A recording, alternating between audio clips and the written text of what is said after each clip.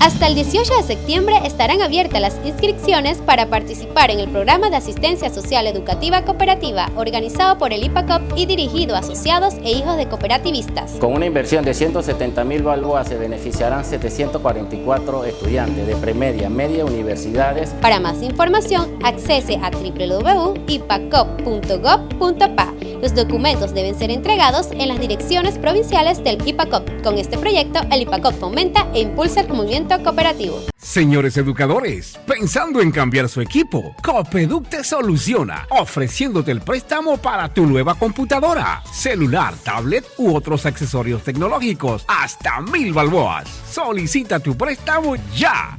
Joyce, Hola. bienvenida al Día con Orlando Mendieta. ¿Cómo te encuentras? Cuéntanos. Bien, muy bien. Muchas gracias por tenerme y por tener esta conversación conmigo. Cuéntame, ¿cómo está New York? Bien, mejorando. ¿Los índices han bajado? ¿La gente está más responsable? Sí, totalmente.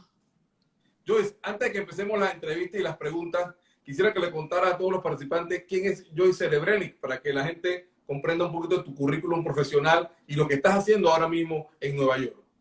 Sí, bueno, yo estudié biología, hice mi maestría en biología celular y molecular y llevo ya trabajando en Nueva York más de un año es una universidad de medicina que se llama Albert Einstein y ellos trabajan en conjunto con el sistema de hospitales Jacobi Montefiore.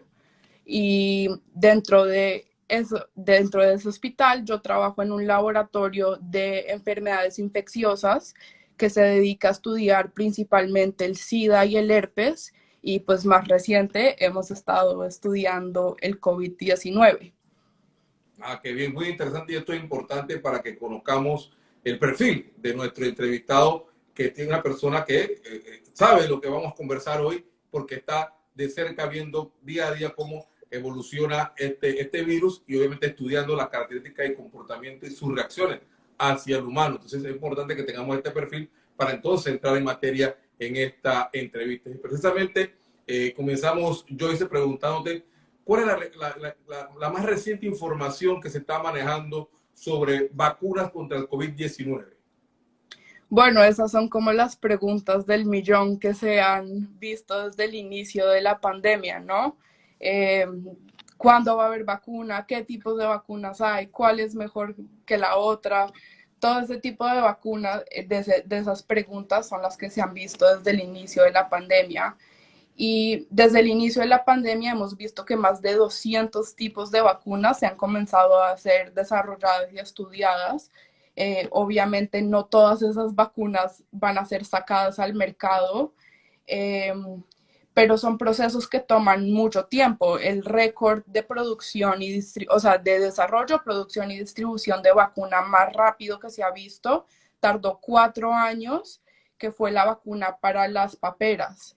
Entonces, si comparamos eso con el desarrollo que hemos visto para el COVID-19, es un desarrollo que se ha visto extremo casi que en estos últimos meses de vacunas para el COVID.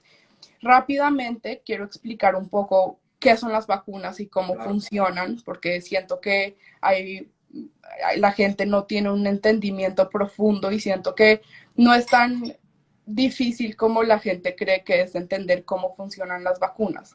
Básicamente los virus son partículas que están compuestas de 3 componentes principales: la membrana, que está compuesta de una grasa, y por eso es importante lavarse las manos, porque el jabón destruye esa grasa, entonces destruye el virus en sí, pero tiene una membrana compuesta de grasa, tiene unas proteínas dentro de esa membrana que ayuda a que el virus infecte células, y dentro del virus está el material genético, sea ADN o ARN, depende del virus, pero esos son los 3 componentes importantes y característicos de todos los viruses. Entonces, lo que trata de hacer una vacuna es agarrar uno de estos 3 componentes, específicamente las proteínas o el material genético, y dar como una muestra pequeña al cuerpo para que el cuerpo aprenda a desarrollar inmunidad a este virus, para que cuando el virus entra a nuestro cuerpo ya sepamos cómo matarlo y cómo deshacernos del virus en sí. Entonces, en términos de vacunas y desarrollar una vacuna en sí no es tan difícil, pero la parte que toma más tiempo son los estudios. Entonces hay como 4 fases de estudios para una vacuna.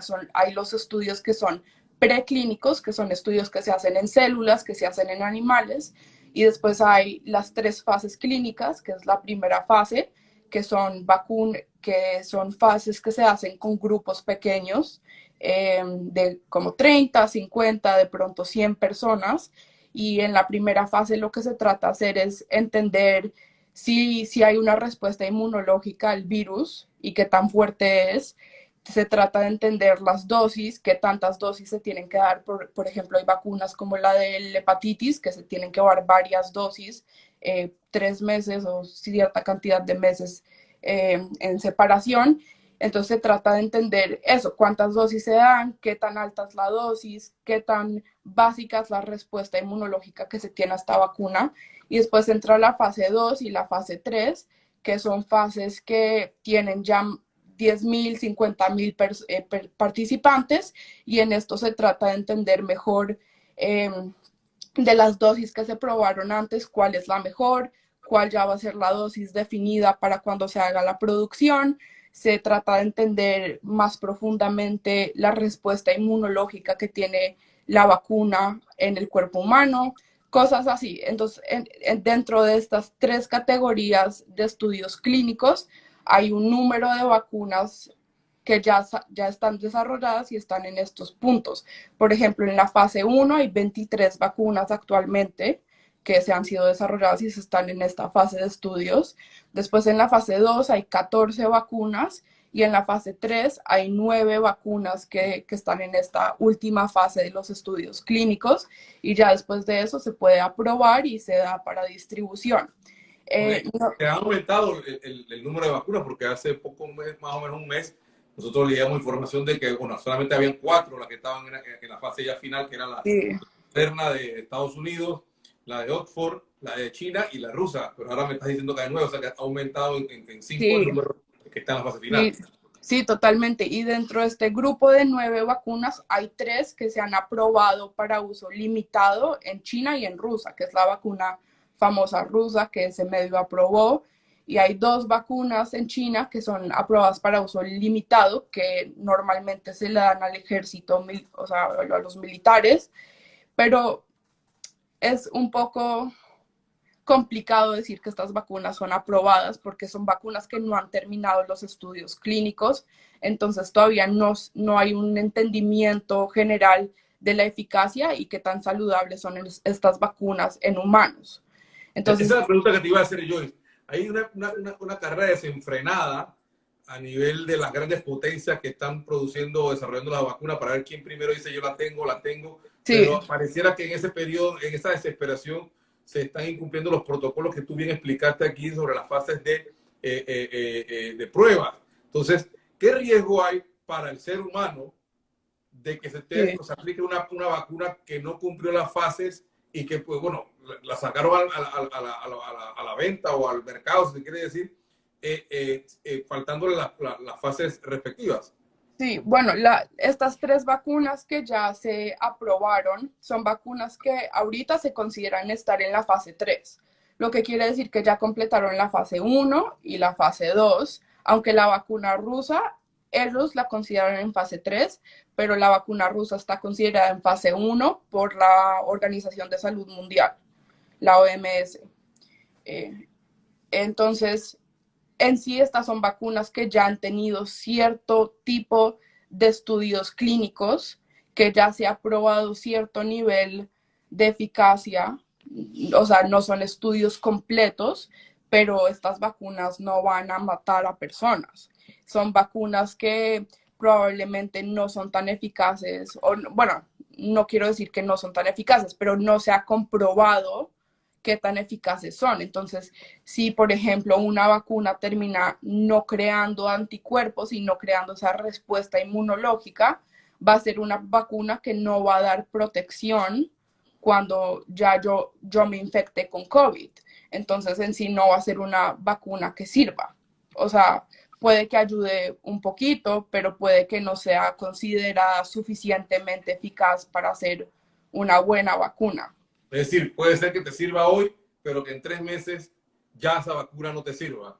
Exacto, y eso es un problema que hemos tenido mucho con el COVID, porque los estudios recientes que están saliendo dicen, bueno, las personas que se enferman con COVID tienen anticuerpo por 3 meses, por ejemplo, personas que tienen infecciones leves. Entonces, ¿cómo desarrollamos una vacuna que sea mejor que la infección en sí? Una vacuna que desarrolle anticuerpos no solo por 3 meses, pero una vacuna que desarrolle anticuerpos por 1 año, 2 años, 3 años, infinito, porque hay vacunas que sí desarrollan anticuerpos que te duran toda la vida. Entonces, ¿cómo desarrollamos una vacuna que sea en sí mejor que la infección en sí en respuesta inmunológica, en términos de Sí, lo respuesta que pasa es que inmunológica? estamos viviendo una situación, Joyce, yo creo que es de desesperación y pensar en estos momentos para algunas personas puede decir, acá, yo quiero solución, aunque sea de 3 meses ahora, mientras tanto ganamos tiempo para desarrollar la que me va a dar la de 2 años, porque si Sí, imagínate, me pongo a pensar nada más que se desarrolle la vacuna que me cura 2 años y está atrasada, no soluciona ni uno ni el otro problema y sigue la gente infectada, ¿no? Yo creo que ese es el gran dilema. sí, bueno, lo que se está tratando de hacer ahorita es crear la vacuna que en sí sirva. No importa, ahorita no se está dando tanta importancia para que sea una vacuna duradera, sino que sea una vacuna que dé cierto nivel de protección para que mundialmente podamos bajar el número de infecciones y prevenir infecciones. Entonces, eso es como el enfoque de ahorita, es prevenir infecciones mundialmente por cierto tiempo, no tiene que ser por varios años, o sea, pero más adelante, inclusive ahorita, hay estudios que sí se están haciendo, que el enfoque no es tanto hacer una vacuna para ya, sino es una vacuna que dure y que sea suficientemente eficaz para que dure bastante tiempo. Entonces ¿Cómo andan también esos estudios de la vacuna en Estados Unidos? ¿Cuál es la celeridad que le están dando y cuándo prevén ya tenerla de manera formal? bueno, acá en Estados Unidos se creó como la misión que se le llama Warspeed, que es una referencia a Star Wars o Star Trek, viajan al, que viajan a como la velocidad de la luz o algo así. La verdad no entiendo la referencia, pero el nombre sale de ahí, que es como de acelerar la creación, desarrollo, el estudio y la producción de vacunas. Y lo que se está haciendo acá en Estados Unidos es que se invirtió billones de dólares en este número de compañías que ya están desarrollando vacunas que están en fases más avanzadas, y lo que se está haciendo es que antes de que la vacuna esté aprobada, se comienza la producción. Entonces, por ejemplo, esta vacuna de Moderna, que es como una de las más conocidas, ya tiene millones de vacunas producidas para que cuando se apruebe ya pueda haber una distribución más rápida. Y en sí, esa pregunta de qué tan buena va a ser la vacuna, porque todo el mundo se está apurando, también es importante entender que en como esta misión de crear la vacuna, lo que se está acelerando es más como todo como el papeleo, no es todo lo que es administrativo es lo que se está acelerando, pero la ciencia en sí no se está acelerando. Entonces, cuando ya haya una vacuna que esté aprobada, va a ser una vacuna que pasó todos los test científicos y que es una vacuna aprobada por la comunidad científica. Lo único que se saltó fue toda la parte administrativa, porque cuando se hacen estudios clínicos con personas hay un montón o sea, la porción administrativa es muy grande porque uno quiere asegurarse que los estudios no sean dañinos para los humanos y que sean éticos. Entonces, toda esa parte es la que se está acelerando en sí. Y bueno, hay ciertos países que aprobaron las vacunas antes de que antes de que hayan terminado los estudios clínicos, pero cuando ya salga una vacuna que ha terminado estudios clínicos, es importante entender que o sea, es una vacuna que pasó todos los test científicos y que rigurosamente es buena para el COVID, o sea, para prevenir el COVID. Es decir, entonces, que lo que vamos a ver o presenciar en los próximos meses, cuando salga la vacuna, ya sea la norteamericana, la rusa, la china o la de Reino Unido, es una vacuna desarrollada de manera que pueda resolver en el momento, pero que no ha cumplido de ninguna forma el proceso completo, porque bien lo has dicho tú, que la última vacuna que se desarrolló en un tiempo perentorio fue la de papel y fue 4 años. Entonces, me imagino que después van a continuar más estudios sobre esto y patentizando o documentando, obviamente, hasta poder tener una respuesta o una vacuna ya completa, pero ahora lo que se quiere es una respuesta a la situación que estamos viviendo. Por ahí lo entiendo. También puede que, por suerte, la vacuna que aprueben sea una vacuna que sea efectiva a futuro, pero tipo no lo sabríamos ahorita porque los estudios que se hacen, uno como recolecta muestras clínicas en lo que pasa el tiempo. Entonces, uno, ¿cómo sabe que la vacuna dura 3 años? Es porque después de los 3 años que administraste la vacuna, hiciste pruebas en esas muestras clínicas, pero ahorita no podemos saber eso en las vacunas que vamos a dar ahorita, por ejemplo. Correcto, correcto. En ese mismo sentido, Joyce, vamos a hablar un poquito del tratamiento que está resultando más efectivo con el tema de la enfermedad. ¿Qué información puedes darnos al respecto y que están ustedes investigando allá? Sí, totalmente. Bueno, en estos últimos meses hemos visto que con el tiempo se han aprobado pocos tratamientos, pero se han estudiado y se han desarrollado también, al igual que las vacunas, se han desarrollado cientos de tratamientos y se han estudiado cientos de tratamientos para el COVID. Quiero hablar como de 2 que son los más, no importantes, pero los más populares, que es la droga, el Remdesivir, y la plasma de covalencia, que son como los 2 tratamientos que se están usando ahorita. De igual manera, bueno, no de igual manera que las vacunas, pero estos tratamientos fueron tratamientos que fueron aprobados para emergencias que se ven cuando hay pandemias, cuando hay un número muy alto de pacientes, se aprueban estos tratamientos que no necesariamente terminan estudios clínicos. Y eso fue más o menos lo que pasó con la hidroxicloroquina, es que la aprobaron muy rápido y más adelante nos dimos cuenta que en sí no es efectiva para tratar el COVID y que en sí era más dañina para ciertos pacientes que la tomaban. Entonces, de igual manera, estos 2 tratamientos son tratamientos que se siguen estudiando. Claro que el Remdesivir ya es una droga que se lleva estudiando mucho más de lo que se lleva estudiando la hidroxicloroquina cuando se aprobó, pero el Remdesivir es una droga que se da, que inicialmente la desarrollaron para tratar el Ebola.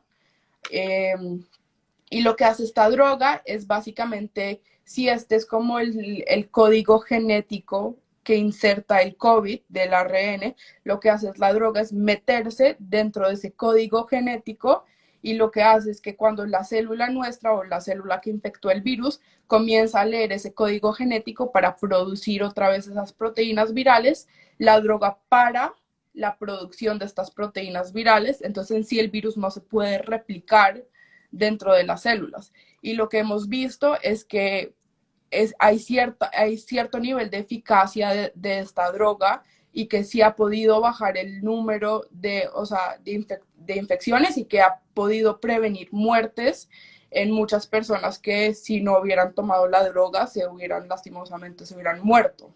Ese Remdesivir que mencionas, ¿en qué momento es el oportuno para suministrarlo a un paciente? ¿Al principio, con primeros síntomas, cuando ya tiene síntomas fuertes? Esa es la parte interesante de saber. Sí, idealmente se da cuando comienza a mostrar síntomas la persona, porque como dije, lo que hace la droga es prevenir la producción de partículas virales. O sea, en sí lo que hace es prevenir que el virus se replique dentro de las células. Pero si tú ya estás tan enfermo que ya tienes virus en todo el cuerpo, pues es un poco más difícil que la droga sea tan eficaz. Es mejor prevenir la reproducción de virus cuando todavía la persona no tiene tantos síntomas y cuando todavía no está tan enferma. Entonces es como mejor darla al inicio y prevenir que la persona llegue a un punto ¿Y el peor. plasma convaleciente cuándo es adecuado suministrarlo? El plasma convaleciente, bueno, como dije, es algo que se sigue estudiando. Básicamente lo que hacen es agarran el plasma de personas que ya han sido infectadas, que ya desarrollaron anticuerpos para el COVID y se lo dan a personas que actualmente están infectadas para que puedan tener esos anticuerpos y reconocer el virus y deshacerse del virus más rápido. Lo que pasa con el plasma convaleciente es que los estudios que han demostrado que sirve, o sea, es buenísimo, pero dentro del COVID hay como dos fases de infección. La primera es el virus entra al cuerpo, infecta, y la segunda es la fase que se llama la tormenta de citoquinas. Y es básicamente que el sistema inmune se hiperactiva porque no puede identificar qué es lo que está causando toda esta inflamación y todos estos problemas en el cuerpo. Entonces el sistema inmune se sobreactiva y comienza a básicamente a afectar a todos los órganos en todo el cuerpo, porque hay como inflamación general en todo el cuerpo y eso previene que los órganos funcionen como tienen que funcionar.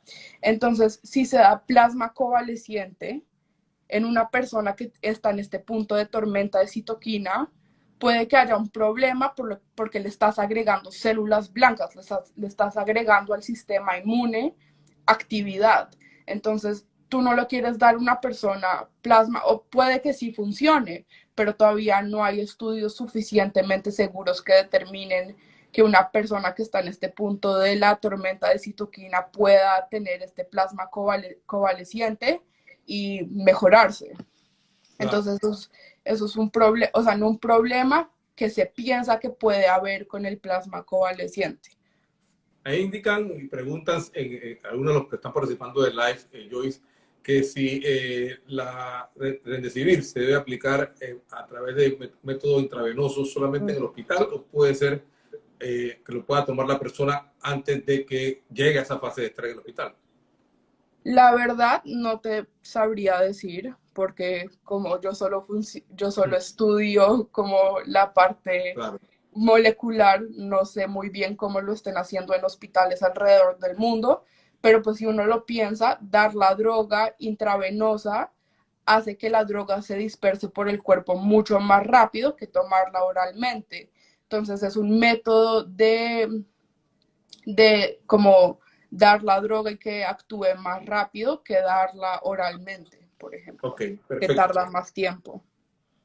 Ustedes allá que están estudiando y siguiendo el virus de cerca para ver cómo su comportamiento, ¿qué han logrado determinar en cuanto a los efectos que hay del virus en los diferentes sistemas del cuerpo?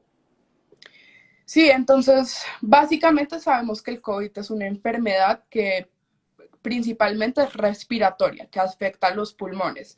Hemos visto dentro de esto que afecta, por ejemplo, dentro de los pulmones, que causa inflamación y también causa una efusión de sangre y hay como una hipercoagulabilidad en personas que tienen COVID, lo que quiere decir que estas personas comienzan a crear coágulos de sangre que comienzan a obstruir el tejido respiratorio y eso lo que hace es prevenir la función respiratoria normal del pulmón y de igual manera hay muerte del tejido del pulmón, puede que sea por el virus o puede que sea por estos coágulos que se crean y esto básicamente cuando tú tomas un rayo X del pulmón en una persona que tiene COVID se ve similar a una neumonía.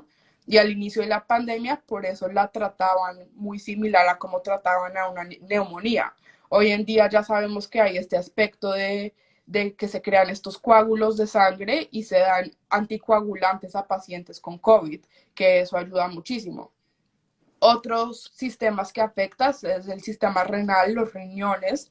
Se han visto en autopsias que se encuentran partículas virales en los riñones, lo que significa que el virus en sí puede estar infectando células renales y esto puede contribuir a lesiones renales agudas que sabemos que en sí tienen una mortalidad muy alta, pero a eso le agregas también COVID y la infección que tienes y el daño que le tienes al tejido respiratorio y en sí eso también contribuye a la mortalidad alta del COVID. También sabemos que la mayoría de pacientes que tienen COVID tienen diabetes o enfermedades cardiovasculares y estas personas requieren tomar unos medicamentos que básicamente lo que hacen es incrementar la expresión de estos receptores por los cuales el COVID entra al cuerpo en los riñones. Entonces, si tú tomas una droga que sobreexpresa estos receptores en los riñones, puede que haya un daño más severo por el virus en los riñones y que también contribuya a estas lesiones renales agudas.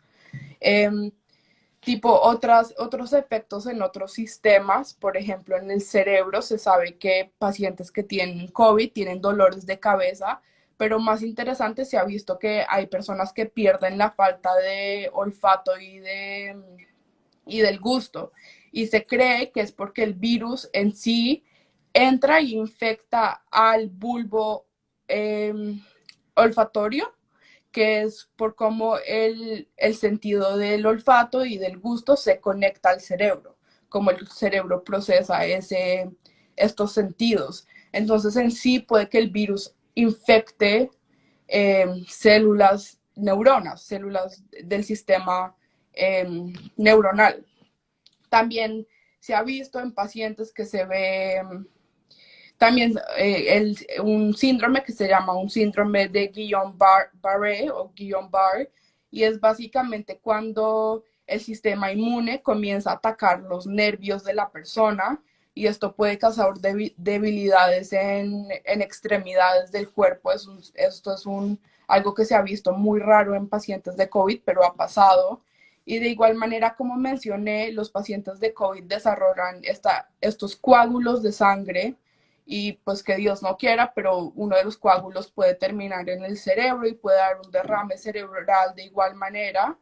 Y otra cosa que se ha visto en pacientes de COVID es la encefalitis, que es la inflamación aguda en el cerebro. De igual manera, esto es un síntoma muy raro que se ha visto en pacientes de COVID, en muy pocos, pero se ha visto.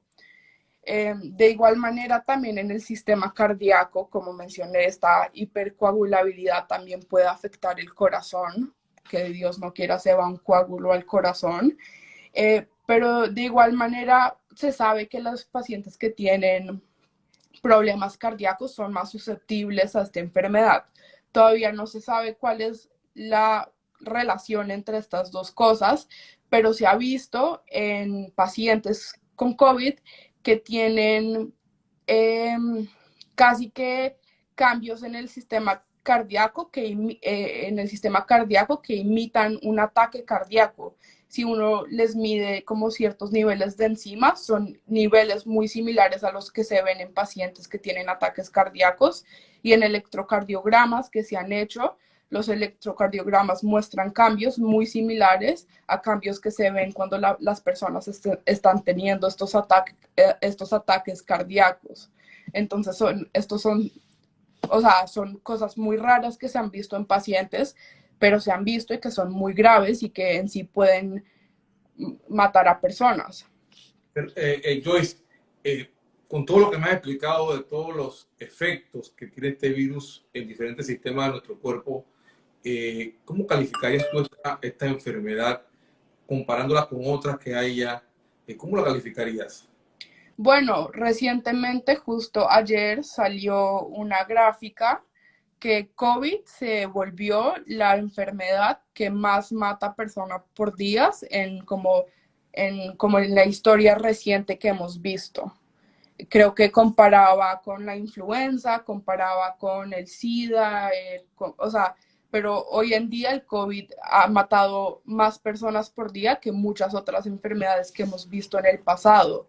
Y siento que hoy en día como que ya ha pasado tanto tiempo de que la gente lleva encerrada, que ya la gente está cansada, entonces ya no se lo toman tan en serio, en especial porque ya las tasas de mortalidad están bajando y porque ya el número de infecciones en muchos lugares está bajando. Ya la gente no se lo está tomando tan en serio y se descuidan, y otra vez el virus agarra y comienza a a infectar a todas estas gentes y comienza otra vez a subir las tasas de mortalidad, de infección, de hospitalizaciones. Entonces, es una enfermedad muy seria que se debe tomar como una enfermedad seria. Eso es muy importante, Joy, porque definitivamente, sí, cuando comenzamos a ver que bajan los indicadores de casos y los indicadores de fallecidos y comienza la gente a tomar la normalidad, tendemos a descuidarnos y la enfermedad sigue allí, la enfermedad no ha terminado, todavía no hay una vacuna y es cuando más nosotros debemos estar alerta para prevenir, e incluso si a una persona ya le dio, tiene que prevenir que le pueda volver a dar nuevamente. Sí. Entonces, todo es posible porque no se ha determinado que haya una inmunidad de largo plazo a quien le dio COVID. Puede ser que le dé inmunidad de corto plazo, pero no de largo plazo. Entonces hay que cuidarlo, porque incluso ha habido casos ya de personas que se han vuelto a reinfectar. Sí, totalmente. Ya comprobaron que hay casos de reinfecciones en personas. Entonces es importante que no descuidarnos y entender que o porque ya me dio o porque soy joven y me puedo cuidar, que puedo salir y estar con mis amigos y no usar máscara.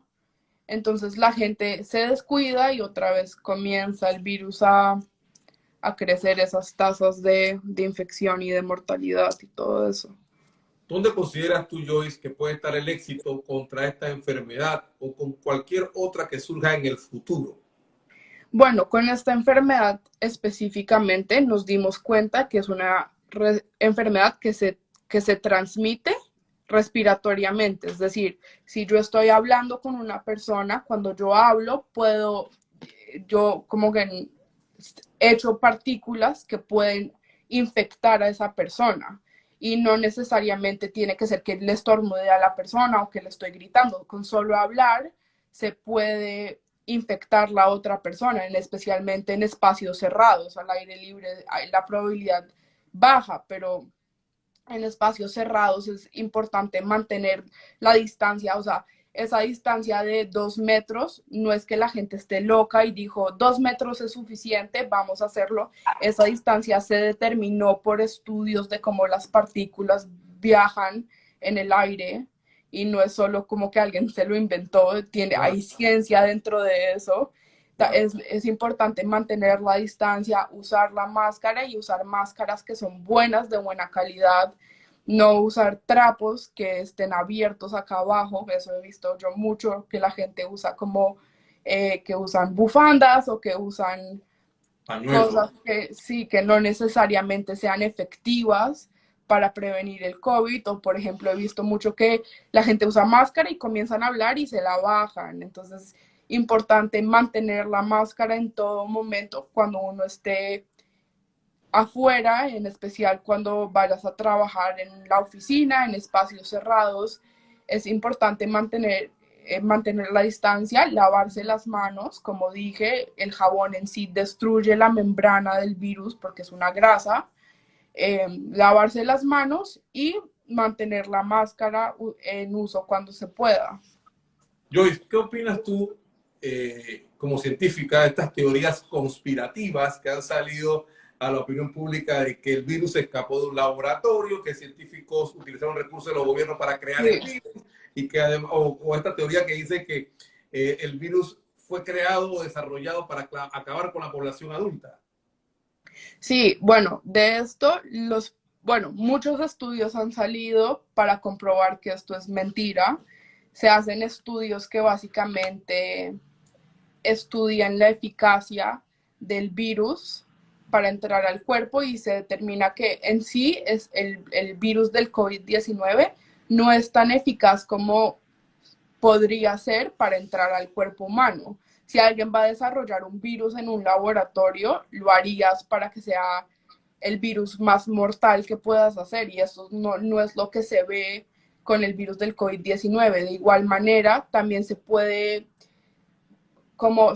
ver cómo el virus evolucionó de los animales y se puede ver el historial como de las mutaciones que ha tenido para llegar a cómo es hoy en día.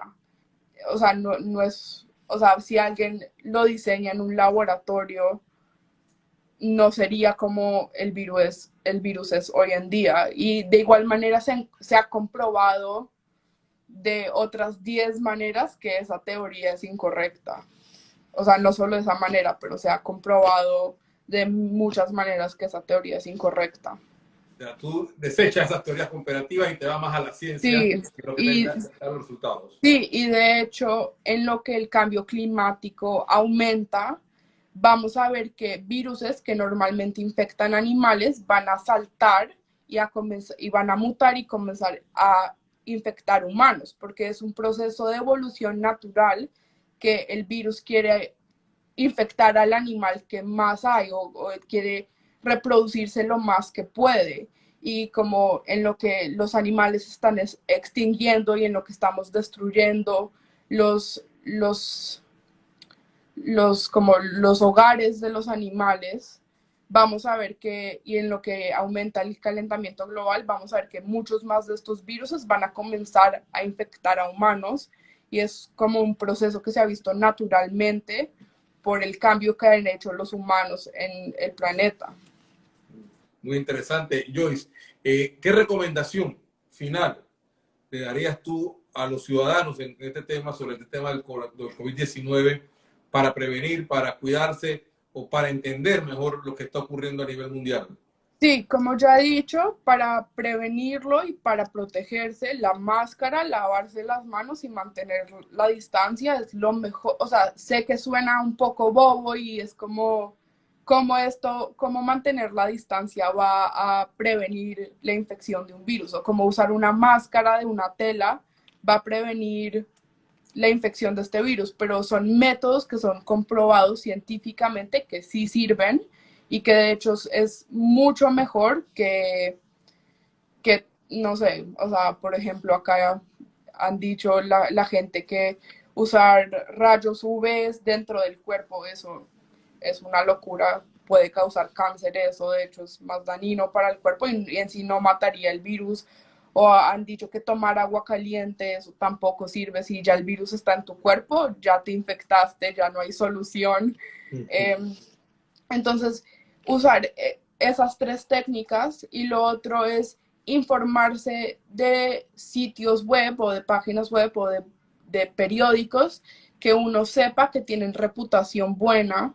Yo, por ejemplo, ahorita si se metan a mi perfil, van a ver como un link a un grupo de personas que yo soy parte de, que son científicos, que tratan de formular información en español y en inglés para que la gente se informe a nivel de noticias globales, pero también vas a ver mucha información de todo lo que hablé hoy, de cómo el virus afecta a los sistemas, de las vacunas, de estos desarrollos científicos. También yo recomiendo, por ejemplo, el New York Times, o siempre la organización de la OMS tiene siempre información que es segura y que es comprobada.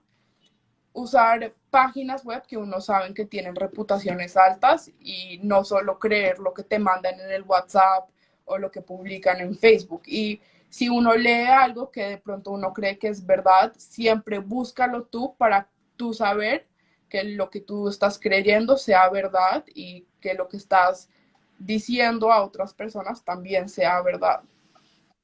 Joyce, hay una pregunta que se me quedaba en el tintero y es muy importante.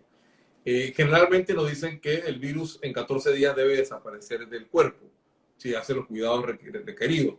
¿Hasta qué tiempo, según las investigaciones que ustedes han desarrollado en laboratorios, el virus puede permanecer en el cuerpo? Porque también se ha dado el caso de personas que en menos de los 14 días se han recuperado totalmente. Sí, eso depende de la carga viral, o sea, depende del número de partículas virales que tienes tú dentro del cuerpo y de qué tan grave o de qué tan enfermo estás. Por ejemplo, si una persona tiene 5 partículas virales, es muy fácil para el cuerpo para destruir esas partículas virales. Pero si una persona tiene 5 millones de partículas virales, pues toma mucho más tiempo y esa persona es más probable que tenga síntomas más extremos y que sea una persona que hasta puede terminar en el hospital o puede morirse por la enfermedad. Hay una relación específica con el número de partículas que te infectas y qué tan enfermo estás y cuánto va a durar la enfermedad. Ok, o sea, no hay un periodo específico que tú puedas decir, estás liberado después de tanto tiempo, va a depender No. del nivel de infección que tengas tú Sí. en tu organismo. Sí, la única manera de saber totalmente que ya no tienes el virus es hacerte la prueba del COVID, de la nariz. Ok, perfecto. Oye, muchas gracias, Joy. La verdad que ha sido muy interesante la entrevista de la tarde de hoy. Creo que hemos ilustrado muy bien a todos nuestros participantes y la pregunta también que han hecho ellos la podemos absorber aquí para que tú puedas despejar esas dudas. Vamos a terminar nuestra entrevista con lo que yo denomino el ping-pong. Te voy a decir palabras o frases y tú me vas a decir lo que se te viene a la mente. Ok. COVID-19. New York. ¿Qué es lo que más has aprendido en la pandemia? Que la gente a veces no escucha. ¿Qué extrañas? Ir al cine. ¿Barco o avión? Uy. Avión. ¿Brad Pitt o Leonardo DiCaprio? Brad Pitt. Muchas gracias, Joyce, por haber compartido con nosotros esta interesante entrevista y espero en el futuro volver a contactarte para saber más cómo ha evolucionado todo en el ámbito científico de investigación sobre esta enfermedad que bien tú lo has dicho, hoy se coloca en el ranking como la número 1 que ha acabado con personas en el mundo y que ha sido más dañina para el ser humano en los últimos años. Así que reiterarte nuevamente nuestro agradecimiento y a todos los que han participado. Recordarles que mañana estaremos aquí a las 5 de la tarde con nuestro segmento de emprendedores y empresarios para conocer a dos grandes empresarios panameños que han surgido, como son los jóvenes que estarán mañana con nosotros, Alexander Nestroza y la joven que va a estar también con nosotros, la joven, vamos a ver el nombre, se me olvidó ahí, me está fallando Alexander Nestroza de la empresa AHK y vamos a estar también con Anabel Calderón de la empresa PTY Emprendimiento para conocer los productos que están llevando al mercado para salir adelante en medio de esta pandemia. Que pasen todos una excelente tarde. Hasta pronto.